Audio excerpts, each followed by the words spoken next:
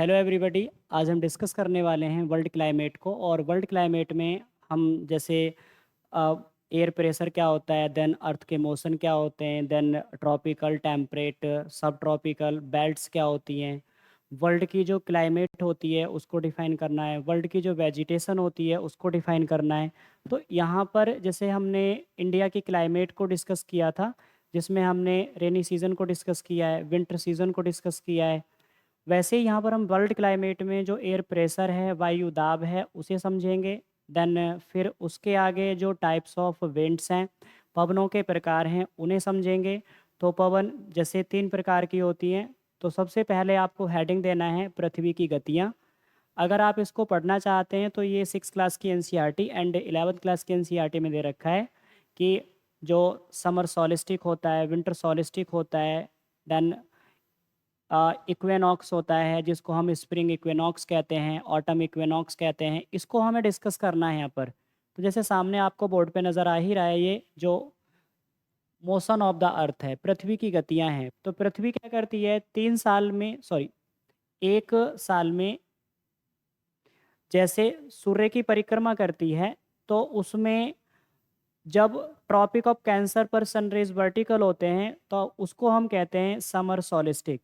लेकिन जैसे ही इक्वेटर पर सनरेज वर्टिकल होते हैं सितंबर में, तो हम उसको ऑटम इक्विनॉक्स कहते हैं। और जब सूर्य की किरणें ट्रॉपिक ऑफ कैप्रिकॉर्न पर दिसंबर में वर्टिकल होती हैं तो उसको हम जानते हैं विंटर सॉलिस्टिक।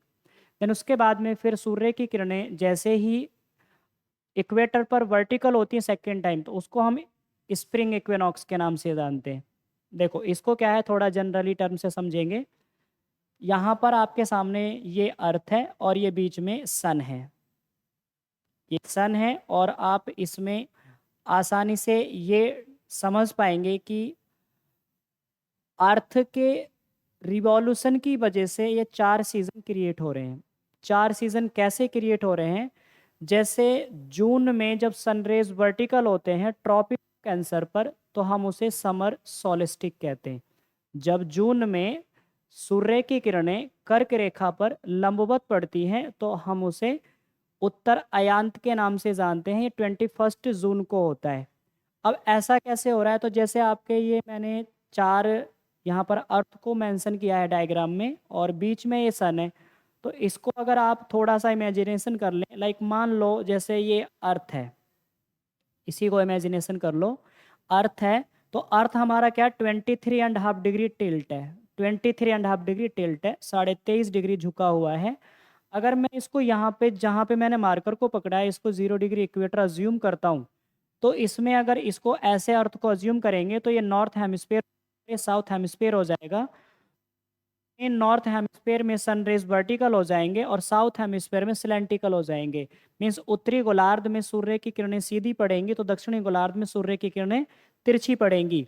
जब उत्तरी गोलार्ध में सीधी पड़ेंगी तो इसी को हम कहते हैं कि गर्मियाँ आ गई हैं, और इसके अपोजिट में जब तिरछी पड़ेंगी तो इसको बोलते हैं हम सर्दियाँ हैं साउथ हेमिस्फेयर में।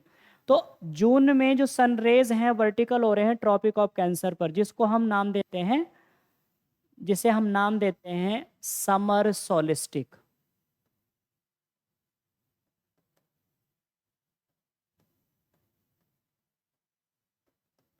समर सोलिस्टिक, उत्तर अयांत। उत्तर अयांत उत्तरी गोलार्ध का सबसे बड़ा दिन होता है, लॉन्गेस्ट डे,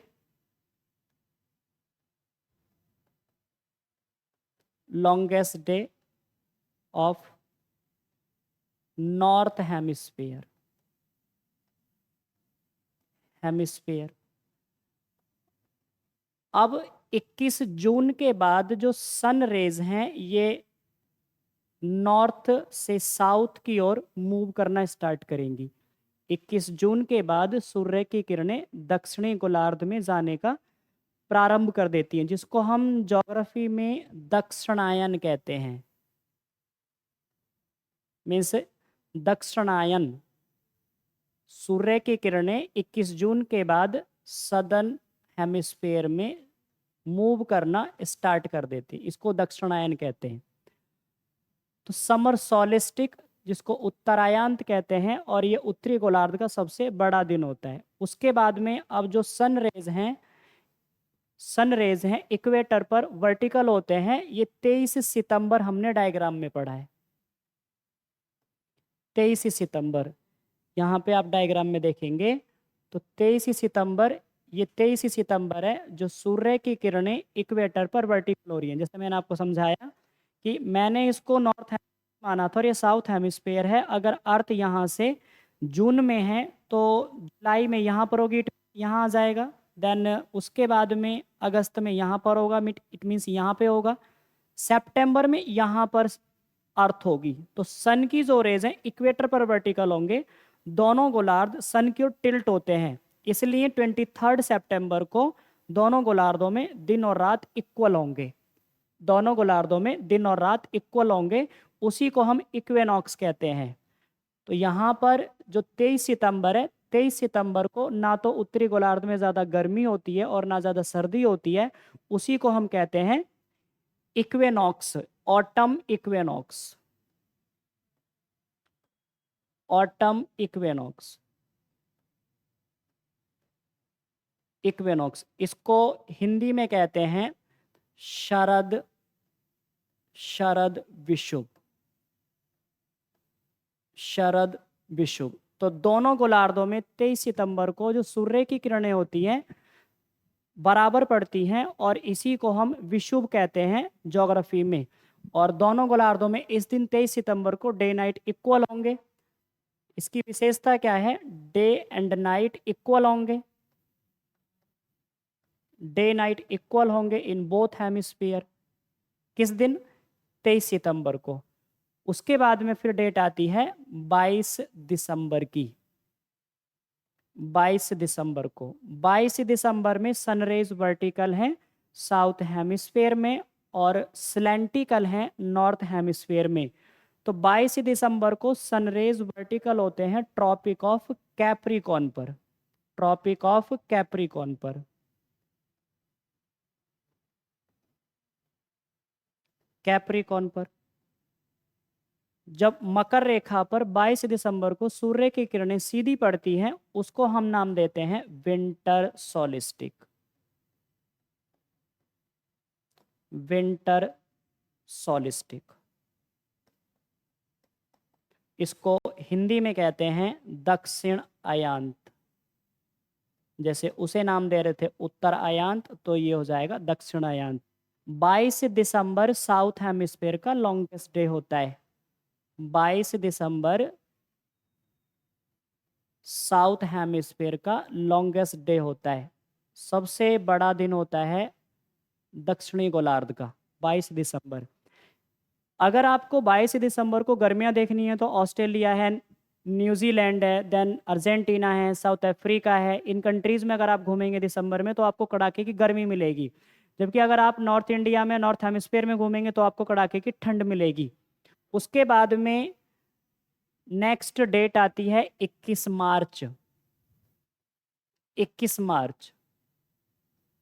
21 मार्च को सनरेज वर्टिकल होते हैं इक्वेटर पर, बिकॉज मार्च के बाद नॉर्थ हेमिस्फेयर में समर आना स्टार्ट कर देते हैं और पेड़ों पर बसंत आना स्टार्ट हो जाता है, इसलिए 21 मार्च को हम स्प्रिंग इक्वेनॉक्स कहते हैं, स्प्रिंग इक्वेनॉक्स। हिंदी में कहते हैं इसको बसंत विषुव, बसंत विषुव। ये 21 मार्च को आता है। 21 मार्च को सनरेज वर्टिकल हैं इक्वेटर पर, जिसे हम स्प्रिंग इक्वेनॉक्स नाम दे रहे हैं। तो इक्वेटर अर्थ को इक्वल टू पार्ट्स में डिवाइड करता है, तो दोनों गोलार्धों में डे एंड नाइट इक्वल होंगे, डे एंड नाइट इक्वल होंगे इन बोथ हेमिस्फीयर। अब थोड़ा सा ध्यान देना है, कई बार क्वेश्चन पूछा जाता है कि कौन सी का अक्षांश रेखा पर एक साल में 2 बार सूर्य की किरणें सीधी पड़ती हैं, तो वो 0 डिग्री इक्वेटर होगा। और अगर ये पूछ लिया जाए कि नॉर्थ हेमिस्फेयर में कौन सी अक्षांश रेखा पर सूर्य की किरणें एक वर्ष में 1 बार सीधी पड़ती हैं, तो उसका आंसर देंगे आप ट्रॉपिक ऑफ कैंसर, कर्क रेखा। ट्रॉपिक ऑफ कैंसर पर 1 टाइम सन रेज वर्टिकल होते हैं in north hemisphere. Then tropic of Capricorn पर साउथ हेमिस्फेयर में 1 टाइम सन रेज वर्टिकल होते हैं। और अगर आप इक्वेटर को स्टडी करेंगे तो इक्वेटर पर 2 टाइम्स सन रेज वर्टिकल होते हैं थ्रू आउट ईयर। पूरे साल में 2 बार सूर्य की किरणें इक्वेटर या 0 डिग्री, इसे ग्रेट सर्कल भी कहते हैं, वहाँ पर सूर्य की किरणें सीधी पड़ती हैं। ये मोशन ऑफ द अर्थ था। इसी से हमें क्या है, पृथ्वी की जो गतियां हैं उसके बारे में स्टडी करने को मिलती है। फिर इसके आगे आपको पढ़ना है जो एयर प्रेशर है, वायु दाब है, तो आप हेडिंग देंगे एयर, एयर वायु। तो थोड़ा सा ध्यान दें, जो वायु है, वायु क्या है, हमेशा उच्च दाब से निम्न दाब की ओर बहती है। ये उच्च दाब निम्न दाब क्या है, तो तुमने इंसोलेशन का नाम सुना होगा, सूर्यताप। तो इंसोलेशन में क्या होता है, कहीं पर तो इंसोलेशन कम रिसीव होता है तो कहीं पर ज़्यादा होता है। ये कम ज़्यादा का मतलब क्या होता है, जहाँ पर सन रेज वर्टिकल होते हैं उस वहाँ पर इंसोलेशन ज़्यादा रिसीव होता है, और जहाँ पर सन रेज स्लैंटिकल होते हैं वहाँ पर कम होता है। मैं जैसे एक डायग्राम से आपको समझाने का ट्राई करता हूँ। मान लीजिए ये क्या है, आपके सन है, ये सन है जो मैं 2 डायग्राम में इसको ड्रॉ कर रहा हूं। और ये एक प्लेस है, इस प्लेस पर आप देखेंगे कि यहां पर जो सन रेज हैं वो स्लैंटिकल हैं, स्लैंटिकल हैं। और दूसरे अगर प्लेस को मैं डायग्राम में ड्रॉ करता हूं तो यहां पर जो सन रेज हैं ये वर्टिकल हैं, सन रेज क्या है, वर्टिकल है। तो यहां पर जो वर्टिकल है सन रेज, और यहां पर जो स्लैंटिकल हैं, स्लैंटिकल है, तिरछी पड़ रही हैं, तो यहां पर मिनिमम इंसोलेशन रिसीव होगा और यहां पर मैक्सिमम इंसोलेशन रिसीव होगा। तो इसका मीन्स ये है कि जो हमारा एक धरातल है, टेरेस्ट्रियल पार्ट है, ये जल्दी से हीटिंग भी करेगा, जल्दी से कूलिंग भी करेगा। तो यहाँ पर जो एयर है, एयर क्या करता है, ऑलवेज ब्लो करता है high pressure to low pressure. हमेशा पवन उच्च दाब से निम्न दाब की ओर बहती है। तो यहाँ पर आपको एयर जो टॉपिक है इसमें एयर प्रेशर को पढ़ना है, वायु दाब को पढ़ना है। तो हमारी पृथ्वी पर क्या है, कुछ वायु दाब पेटियां हैं। अब इन वायु दाब पेटियों को समझने के लिए आपको क्या करना होगा, एक डायग्राम ड्रॉ करना होगा और उस पर वायु दाब पेटियों को मेंशन करना होगा। तो आप सबको पता है कि जो इक्वेटर है, इक्वेटर पर सबसे ज़्यादा इंसोलेशन प्राप्त होता है जिसे सूर्यताप कहते हैं, तो वहाँ पे गर्मी ज़्यादा होती है और उस क्षेत्र को हम लो प्रेशर बेल्ट कहते हैं। ये 0 डिग्री इक्वेटर है जहाँ पर सबसे ज़्यादा सूर्यताप प्राप्त होगा, और ये 23.5 डिग्री नॉर्थ है एंड ये 66.5 डिग्री नॉर्थ है। ये 23.5 डिग्री नॉर्थ है, ये 66.5 डिग्री नॉर्थ है, एंड ये 90 डिग्री आपको नॉर्थ मिलेगा। सेम साउथ में आपको दाब पेटियां मिलेंगी। ये 23.5 डिग्री साउथ है एंड ये 23.5 डिग्री नॉर्थ है, सॉरी साउथ है, और ये 90 डिग्री साउथ मिलेगा। तो इसमें अगर आप थोड़ा सा मेथड को समझते हैं इंसोलेशन के, तो इसमें आपको सबसे ज़्यादा जो इंसोलेशन मिलेगा इक्वेटर पर मिलेगा, इसलिए यहाँ पर लो प्रेशर बेल्ट मिलती है जिसको निम्न दाब पेटी कहते हैं। देन जैसे ही इसके अपोजिट में जाएंगे तो यहाँ पर आपको हाई प्रेशर बेल्ट मिलेगी, सेम साउथ में होगी, हाई प्रेशर बेल्ट होगी। और अगर 66.5 डिग्री, सॉरी ये 23.5 डिग्री लिख दिया था, 66.5 डिग्री साउथ और 23.5 डिग्री साउथ की कंपैरिजन करोगे तो यहाँ पर आपको लो प्रेशर बेल्ट मिलेगी, तो 90 डिग्री पर हाई प्रेशर बेल्ट मिलेगी। सेम नॉर्थ में है, यहाँ पर आपको लो प्रेशर बेल्ट मिलेगी, तो यहाँ पर आपको हाई प्रेशर बेल्ट मिलेगी। अर्थ रोटेट रिवॉल्व करता है वेस्ट टू ईस्ट, पश्चिम से पूर्व की ओर पृथ्वी घूमती है। अगर इसमें आप देखेंगे तो जैसे मान लीजिए ये कॉरियोलिस फोर्स कहता है। कॉरियोलिस फोर्स क्या है, अर्थ के रोटेशन की वजह से एक फोर्स क्रिएट होता है जिसका नाम है कॉरियोलिस फोर्स। Coriolis force. ये कॉरियोलिस नामक व्यक्ति थे जिसके द्वारा इसकी डिस्कवरी की गई, इसलिए इसको कॉरियोलिस बल नाम दिया गया। कॉरियोलिस बल नाम दिया गया। तो ध्यान रखना, कई बार क्वेश्चन पूछा गया है कि कॉरियोलिस फोर्स की वजह से उत्पन्न होता है, तो अर्थ के रोटेशन की वजह से कॉरियोलिस फोर्स क्रिएट होता है। रोटेशन ऑफ अर्थ, पृथ्वी के घूर्णन की वजह से। अब जैसे मान लीजिए जो उच्च दाब पेटी है, तो उच्च दाब से पवनें क्या निम्न दाब की ओर जाएंगी, तो ये उच्च दाब पेटी है 90 डिग्री पर। मान लीजिए यहाँ से क्या है, आपके कुछ डस्ट पार्टिकल हैं जो क्रिएट हो रहे हैं, डस्ट पार्टिकल हैं जो क्रिएट हो रहे हैं। सेम नॉर्थ में आपके यहाँ से डस्ट पार्टिकल क्रिएट होते हैं, लेकिन जैसे अर्थ घूमेगा तो अर्थ के पोल्स पर क्या है, डिफ्लेक्शन फोर्स काम करेगा, और डिफ्लेक्शन फोर्स की वजह से डस्ट पार्टिकल क्या डिफ्लेक्ट हो जाएंगे due to rotation of earth. जैसे ही यहाँ पर क्या है, ये डस्ट पार्टिकल एक डिफ्लेक्ट होते हैं, तो ये लेफ्ट की ओर मूव करेंगे, तो यहाँ पर आपके नॉर्थ में ये राइट की ओर मूव करेंगे। मीन्स अर्थ की रोटेशन की वजह से एक फोर्स क्रिएट हो रहा है जिसका नाम है कॉरियोलिस फोर्स। और कॉरियोलिस फोर्स की वजह से ही साउथ हेमिस्फेयर में जो विंड्स हैं वो अपने लेफ्ट की ओर, और नॉर्थ हेमिस्फेयर में जो विंड्स हैं वो राइट की ओर मूव कर जाते हैं। ये मेरा लेफ्ट है, और अगर मैं यहाँ बैठकर इसको ड्रॉ करता हूँ तो मेरा ये राइट हो जाएगा। आप यहाँ पर जो उच्च दाब है, उच्च दाब से निम्न दाब की ओर विंड्स की डायरेक्शन को आप आसानी से मेंशन कर सकते हैं। तो ये उच्च दाब से निम्न दाब की ओर पवनें बहती हैं, मीन्स ये इस आधार पर इनकी डायरेक्शन बनेगी हाई प्रेशर से लो प्रेशर की ओर। सेम आपके नॉर्थ में होगा, ये हाई प्रेशर से लो प्रेशर की ओर, हाई प्रेशर से लो प्रेशर की ओर, उच्च दाब पेटी से निम्न दाब पेटी की ओर पवनें बहना स्टार्ट करेंगी। अब जैसे ये इक्वेटर के पास आएंगी, इक्वेटर के पास आएंगे तो यहाँ पर गर्मी बढ़ेगी, गर्मी की वजह से ये विंड्स क्या है ड्राई होकर राइज होंगे। जैसे राइज होंगे तो ऊपर जाकर ये विंड्स क्या है नीचे उतरेंगे, क्योंकि ऊपर जाकर विंड्स क्या करते हैं स्प्रेड करते हैं, मतलब ऊपर जाकर पवनें फैलती हैं। जब फैलेंगी पवनें तो ठंडी होकर नीचे उतरेंगी। अब जिस डायरेक्शन से विंड्स गए थे उसी डायरेक्शन से रिटर्न होंगे, क्योंकि ऊपर जाएंगे तो ऊपर जाने के बाद में पवन नीचे उतरेगी। अब जिस डायरेक्शन से गई थी तो इस डायरेक्शन से आप इसको ड्रॉ कर देंगे। यहाँ पर ये क्या है, इसके अपोजिट में विंड्स मूव करेंगे।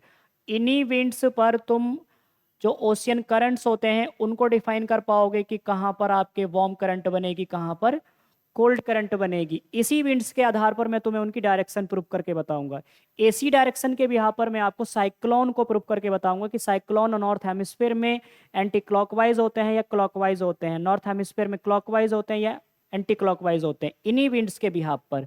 और यहाँ पर आप देखेंगे ये इनके अपोजिट में मूव करेंगे, इनके अपोजिट में ये मूव करेंगे। तो ये दाब पेटियां हैं और हाई प्रेशर से लो प्रेशर की ओर विंड्स मूव करते हैं। तो इसमें यही लिखना होता है कि पृथ्वी के घूर्णन के कारण कॉरियोलिस बल उत्पन्न होता है। फिर आगे लिखना होता है कॉरियोलिस बल के कारण दक्षिणी गोलार्ध में पवनें अपने बाईं ओर, जबकि उत्तरी गोलार्ध में अपने दाईं ओर मुड़ जाती हैं। Due to rotation of the earth Coriolis force occurs. Due to Coriolis force in south hemisphere, winds move to their left while in north hemisphere move to their right। ये हमें 7th क्लास की NCERT में जो air वाला chapter है उसमें भी सीखने को मिलता है। 11th क्लास की एनसीईआरटी में जो प्रेशर बेल्ट हैं, दाब पेटियां हैं, उसमें भी सीखने को मिलता है। तो उनका ये दोनों का कंक्लूजन होगा, तो तुम्हें एनसीईआरटी पढ़ने की कोई नीड नहीं। इस चैप्टर को बार बार आप पॉज करके स्पीडोमीटर लगाकर आप रिवीजन कर सकते हो। बेस्ट वे यही होगा, क्योंकि बहुत सारे स्टूडेंट की डिमांड होती है सर ये चैप्टर इतना डिफ़िकल्ट है कि आसानी से समझ में आता नहीं है। तो इसको बार बार आप थोड़ा सा कंसंट्रेट करके और बार बार रिपीट करके इस वीडियो को देखो तो आपको इसके कंसेप्ट समझ में आएंगे। अब यहाँ पर क्या है, हमें पढ़ना होता है कि पृथ्वी पर जो पवनें हैं वो कितने प्रकार की होती हैं। तो विंड्स हैं वो 3 प्रकार की होती हैं। तो आप हेडिंग दे देंगे there are 3 types of winds. पवनों के 3 प्रकार हैं। तो पहली है आपके जिसे हम नाम देते हैं परमानेंट विंड्स। परमानेंट विंड्स, इसको स्थायी पवन कहते हैं, स्थायी पवनें कहते हैं। ये स्थायी पवनें होंगी। और स्थायी पवनें क्या है, अपनी एक निश्चित दिशा से निश्चित दिशा की ओर बहती हैं। जैसे परमानेंट विंड्स के जो बेस्ट एग्जाम्पल आते हैं, एक तो है ईस्टर्लीज। ईस्टर्लीज, अब ईस्टर्लीज जिसे हम पूर्वा पवन कहते हैं, ये पूर्वा जो पवन होती है ये हमेशा पूरब से पश्चिम की ओर बहती है।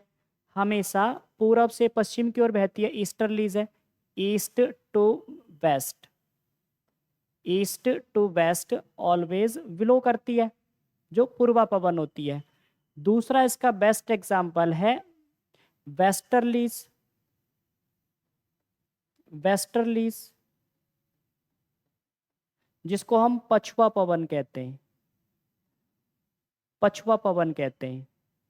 और ये पछुआ पवन जो होती है ये हमेशा वेस्ट टू ईस्ट बहती है, वेस्ट टू ईस्ट ब्लो करती है।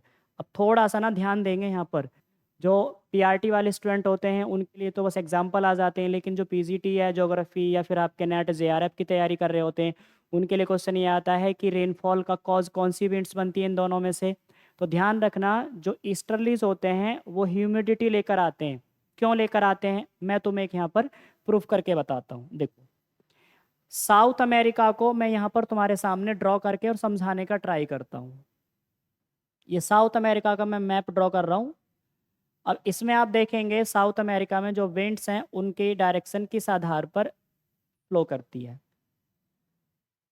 मान लीजिए ये जो है आपके इस अटलांटिक ओशियन के ईस्ट में आता है, सॉरी, साउथ अमेरिका के ईस्ट में आता है अटलांटिक ओशियन, अटलांटिक ओशियन। और इसके वेस्ट में आता है पैसिफिक ओशियन, पैसिफिक ओशियन। लेकिन मैंने अभी तुम्हें समझाया कि जो विंड्स है ना, जैसे साउथ से जनरेट हो रही हैं, तो वो क्या है, अपने लेफ्ट की ओर मूव करेंगे इन साउथ हेमिस्फीयर। तो पवने क्या है, यहाँ से कुछ ऐसे एंट्री कर रहे हैं। जब यहाँ से एंट्री करेंगे तो इनके अंदर अटलांटिक ओशियन से अच्छी खासी ह्यूमिडिटी आएगी। जब ये अटलांटिक ओशियन से अच्छी खासी ह्यूमिडिटी लेकर आएंगे तो कॉन्टिनेंट के ईस्ट मार्जिन में अच्छी खासी रेनफॉल करेंगे। बट ये वेस्ट तक पहुँचते पहुँचते क्या हो जाएंगे, थोड़े से ड्राई हो जाएंगे, क्योंकि हर किसी विंड की क्या है, एक लिमिट होती है कि कितना वो बारिश कर पाएगी। तो जब ये विंड आप देखोगे तो वेस्ट मार्जिन तक पहुंचते पहुंचते ड्राई हो जाएंगे। तो यहाँ पर आपको रेनफॉल कम मिलेगी और जो ईस्ट में है वो रेनफॉल ज़्यादा मिलेगी। इट मीन्स जो ईस्ट से वेस्ट की ओर पवन जा रही है उसको ईस्टर्लीज नाम दिया जा रहा है, और ये हैवी रेनफॉल का कॉज बनती है। और जब बारिश लेकर आती है, जब आपके ह्यूमिडिटी बनती है, तो उसमें क्या है, बड़े पैमाने पर बीमारियां उत्पन्न होती हैं। जो वायरस होते हैं, बैक्टीरिया होते हैं, एक्टिव हो जाते हैं। जो वेजिटेशन होते हैं वो ग्रीन हो जाते हैं। जो ट्रीज होते हैं वो आपके लहरा रहे होते हैं। आपको कहीं पर भी एक डेसिडुअस वेजिटेशन देखने को नहीं मिलेगी, चाहे आप अगस्त में, जुलाई में इंडिया का सर्वे कर लें, क्योंकि इस टाइम पर आप देखेंगे तो चारों ओर आपको हरियाली भी नज़र आएगी, तो चारों ओर बारिश के आपको फ्लड के कॉज नज़र आ रहे होंगे। तो इस टाइम पर डॉक्टर भी सलाह देता है कि आप, इस टाइम पर बारिश का सीज़न है, पूर्वा चल रहे हैं, तो अगर कोई व्यक्ति जैसे इंजर्ड वगैरह हो जाता है, घायल हो जाता है, तो उसके घाव को बहुत ज़्यादा नुकसानदायक जो बनती है ना, वो ईस्टर्लीज बनती है, क्योंकि उसके घाव को ठीक नहीं होने देती। वेस्टर्लीज क्या है, वेस्टर्लीज ड्राइनेस लेकर आती है। वेस्टर्लीज के अंदर ह्यूमिडिटी नहीं होती, क्योंकि कॉन्टिनेंट के वेस्ट मार्जिन में मोस्टली, कॉन्टिनेंट के वेस्ट मार्जिन में मोस्टली डेजर्ट होते हैं। महाद्वीप के पश्चिम में अधिकतर मरुस्थल होते हैं, और मरुस्थल से जो पवन बहकर आएगी वो ड्राई होगी। तो यहाँ पर देखेंगे, अगर यहाँ से कोई विंड इस साइड की ओर जाती है तो उसके अंदर ह्यूमिडिटी कम होगी, इसलिए वो क्या है, ड्राई होते हैं। तो अगर क्वेश्चन आए पेपर में कि रेनफॉल का कॉज या फिर डिजीज का कॉज या फिर ह्यूमिडिटी का कॉज कौन सी विंड बनते हैं परमानेंट के, तो उसमें ईस्टर्लीज आपको आंसर टिक करना है। वेस्टर्लीज ड्राई होते हैं और ईस्टर्लीज है ह्यूमिड होते हैं। ये अर्थ के रोटेशन की वजह से विंड्स की डायरेक्शन ऐसी बन रही है। उसके बाद में जो सेकेंड टाइप के विंड्स होते हैं उन्हें बोलते हैं हम लोकल विंड्स। सेकेंड टाइप के जो विंड्स होते हैं उन्हें बोलते हैं हम लोकल विंड्स। लोकल विंड्स, स्थानीय पवने। स्थानीय पवने। ये क्या है, लोकल एरिया में अलग अलग प्लेस टू प्लेस वेरी करेंगे। तो इनके बेस्ट एग्जाम्पल जैसे आप सब पढ़ते हैं जानते हैं, एक होता है सी ब्रिज। सी ब्रिज जिसको समुद्र समीर कहते हैं, समुद्र समीर कहते हैं, सी ब्रिज। इसमें क्या होता है, समुद्र से स्थल की ओर, सी टू लैंड, जो पवन है वो बहती है, सी टू लैंड। अब कैसे यहाँ पर आप प्रूव करेंगे, दिन को बहता है रात को बहता है, तो थोड़ा सा आप डायग्राम ड्रॉ करके ना ऐसे पॉइंट को समझ लिया करो। जैसे आपने देखा कि ये जो आपके इंडिया के वेस्ट में या ईस्ट में आप पानी देखते हैं, तो भारत का जो स्थल वाला भाग है ये जल्दी से गर्म हो जाएगा, मतलब ये स्थल तेजी से हीटिंग करता है, तेजी से हीटिंग करता है।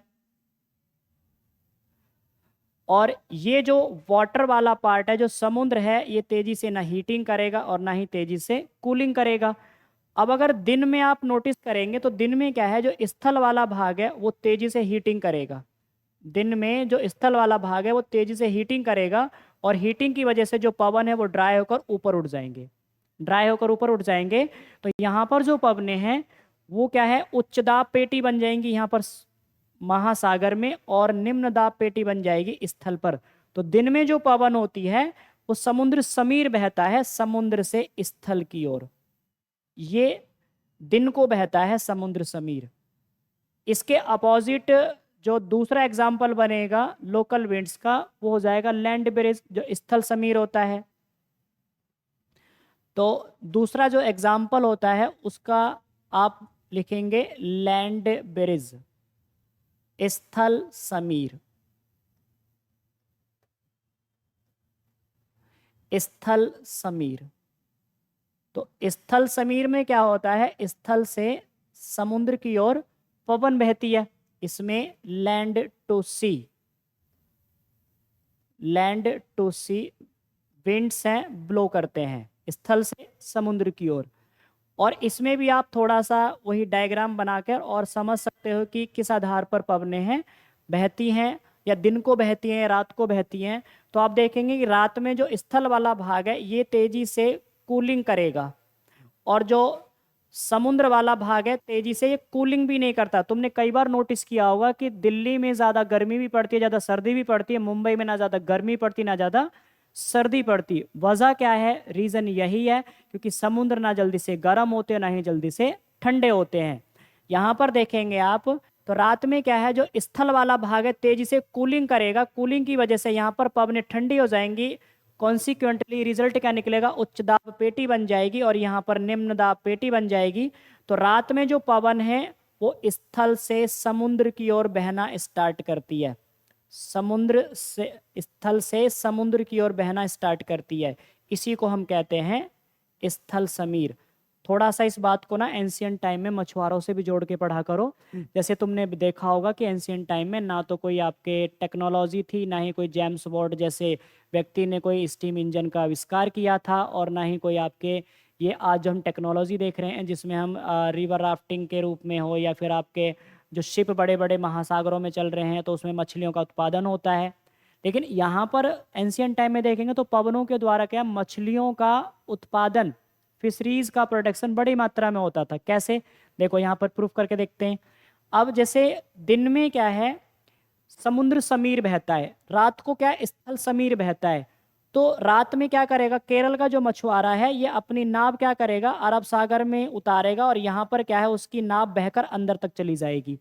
लेकिन जैसे ही ये दिन आएगा तो दिन में क्या है, जो उच्च दाब पेटी है, जो उच्च दाब पेटी है वो समुद्र पर बन जाएगी और निम्न दाब पेटी स्थल पर बन जाएगी। तो रात में उसकी नाव अंदर तक बहकर चली गई थी, और वही नाव जो है दिन में बहकर अब तट के सहारे पर आ जाएगी, और वो मछुआरा क्या करेगा, नाव को तट के सहारे पर बांधकर फिश मार्केट में फिश जाकर सेल कर देगा। ये एंशियंट टाइम में फिशरीज को प्रमोट करने का एक बहुत बड़ा सोर्स था। विंड के द्वारा मत्स्य भी को भी बढ़ावा दिया जाता था, देन व्यापार भी होता था जिसको हम ट्रेड विंड्स कह देते हैं। उसके बाद में तीसरा जो एग्जाम्पल बनता है जो लोकल विंड्स हैं, इसका एग्जाम्पल बनेगा नेक्स्ट जो एग्जाम्पल बनता है वो है माउंटेन ब्रिज। तीसरा एग्जाम्पल है ये माउंटेन ब्रिज। माउंटेन ब्रिज आप इसको भी आप कंसेप्चुअल समझें, जिसे हम पर्वत समीर कहते हैं। पर्वत समीर कहते हैं। इसमें क्या होता है, पर्वत से घाटी की ओर पवन बहती है, mountain to valley, mountain to valley. पर्वत से घाटी की ओर पवनें बहती हैं। अब इसमें आप देखेंगे कि रात में क्या होता है, जो पर्वतों का तापमान होता है बहुत तेजी से गिरता है। जैसे लाइक मान लो ये एक मैं माउंटेन ड्रॉ कर रहा हूँ आपके सामने।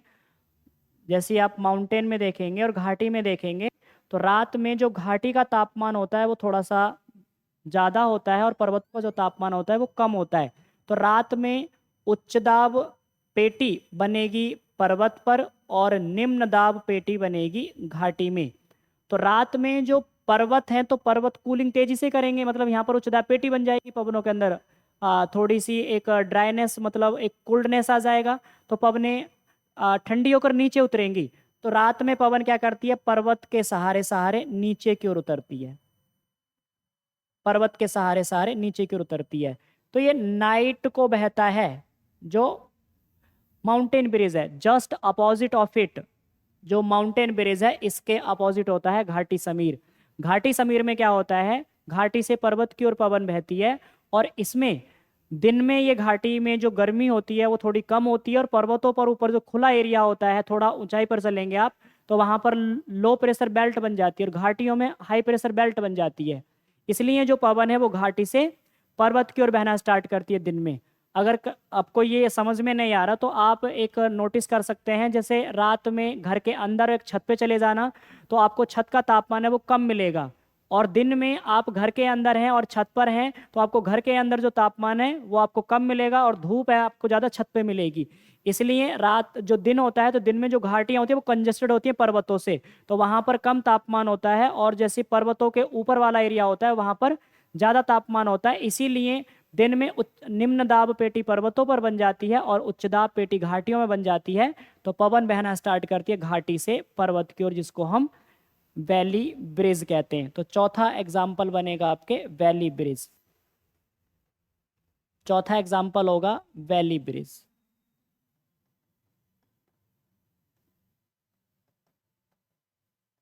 वैली ब्रिज इसको घाटी समीर कहते हैं, घाटी समीर कहते हैं। इसमें valley to mountain, valley to mountain पवन बहती है, वैली टू माउंटेन पवन बहती है। और तीसरा जो पवन का प्रकार है वो है आपके सीजनल विंड्स। तीसरा जो विंड का टाइप है वो है सीजनल विंड्स। सीजनल विंड्स जिसको हम मॉनसूनी या मौसमी पवन कहते हैं। इसका एक ही एग्जाम्पल सबसे बेस्ट रहेगा जो तुम्हारे पेपर में काम आता है, आप इसका एग्जाम्पल याद कर लेंगे, मॉनसून विंड्स। मॉनसून विंड्स, जो मॉनसून विंड है ये बेस्ट एग्जाम्पल है किसका, सीजनल विंड्स का। मौसमी पवन का सबसे अच्छा उदाहरण होगा मॉनसूनी पवन। तो ये हमने क्लाइमेट को डिस्कस किया है यहाँ पर, वर्ल्ड क्लाइमेट को। पहले हमने मोशन ऑफ द अर्थ को डिस्कस किया था। मोशन ऑफ अर्थ में मैंने आपको अच्छे से समझाया है इसमें कि सीजन्स जो हैं अर्थ पर वो किस आधार पर बनते हैं, जो सीजन्स हैं वो किस आधार पर बनते हैं, और उसमें जो विंटर सीजन है या फिर आपके समर सीजन है या इक्वेनॉक्स है जिसको हम सोलिस्टिक कहते हैं, वो कैसे कैसे क्रिएट होते हैं। तो अर्थ के रिवॉल्यूशन की वजह से होता है जिसको हम परिक्रमण कहते हैं। तो 4 सीज़न है जो 21 जून है और 22 दिसंबर है और 23 सितंबर है और 21 मार्च है, उसको मैंने तुम्हारे सामने डिस्कस किया है। फिर एयर प्रेशर को समझाने का ट्राई किया है जिसको हम वायुदाब कहते हैं। इंसोलेशन को समझाने का ट्राई किया और नेक्स्ट लेक्चर में हम इस क्लाइमेट वाले टॉपिक को कंप्लीट कर लेंगे। फिर उसके बाद में फिजियोग्राफी स्टार्ट करेंगे, या फिर जो तुम डिमांड रखोगे उस टॉपिक को पहले उठाएंगे, क्योंकि ज्योग्राफी कंप्लीट होने के बाद में एक साइड में फिर इकोनॉमिक्स चलेगा, उसके बाद फिर पॉलिटी चलेगा। और कुछ स्टूडेंट यहाँ पर डिमांड कर रहे हैं कि सर पॉलिटी का और जो इकोनॉमिक्स का उसका मैराथन लेकर आओ।